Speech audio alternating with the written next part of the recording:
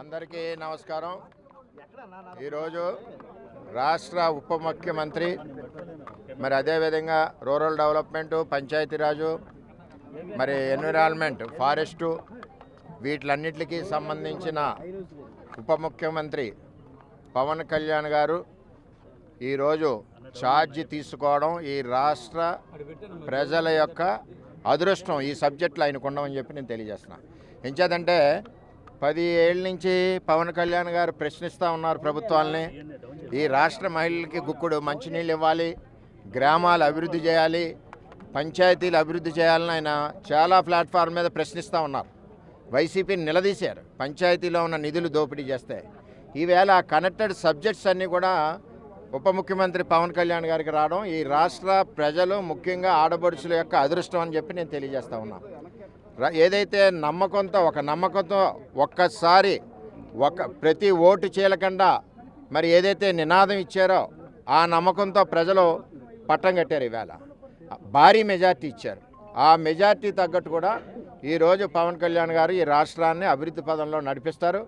ఏదైతే చంద్రబాబు నాయుడు గారు, పవన్ కళ్యాణ్ గారు బీజేపీ కూటమి ఉందో, కూటమిని నమ్మి ఒక నమ్మకంతో ప్రజలు ఉన్నారు. ఈరోజు పవన్ కళ్యాణ్ గారికి ఏదైతే సబ్జెక్ట్స్ ఉన్నాయో ఆ సబ్జెక్ట్స్ అన్నీ కూడా ఈ రాష్ట్ర పల్లెల్లో ఉన్న ప్రజలందరూ కూడా ఈరోజు చాలా ఆనందంగా ఉన్నారు. ఎందుకంటే పల్లెలు అభివృద్ధి చెందుతాయి, అదేవిధంగా తాగునీటి సమస్య మరి తీరుతుందన్న ఒక ఆశ, నమ్మకంతో పవన్ కళ్యాణ్ గారి మీద ఉన్నారు.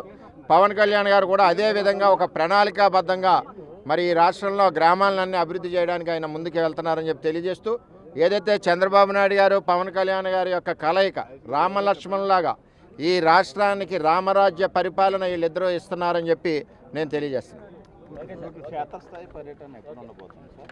త్వరలోనే ఈవేళ ఆయన ఒక కనెక్టెడ్ డిపార్ట్మెంట్స్ మీద ఏం చెప్పాలంటే ఆ రాక్షస పరిపాలనలో అన్ని డిపార్ట్మెంట్లు కూడా నిద్రావస్థలో ఉన్నాయి.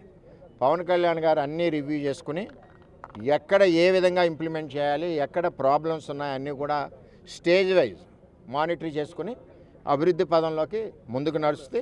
త్వరలోనే కూడా పిఠాపురం వస్తున్నారు. మా పిఠాపురం ప్రజల యొక్క అదృష్టం. ఈవేళ పిఠాపురంలో మేము గెలిపించుకొని పవన్ కళ్యాణ్ గారిని ఈవేళ ఆ సీట్లో చూడడం నాకు జన్మ ధన్యమైంది. ఎంతో ఆనందంగా ఉంది. నియోజకవర్గం అంతా కూడా అభివృద్ధి పదంలో నడుస్తుంది, రాష్ట్రం కూడా అభివృద్ధి పదంలో నడుస్తుంది. వస్తారు, ఇవన్నీ చూసుకుని ఒక డేట్ ఇస్తారు, డేట్ ఇచ్చి వస్తారు. For more videos like this, subscribe Big TV channel.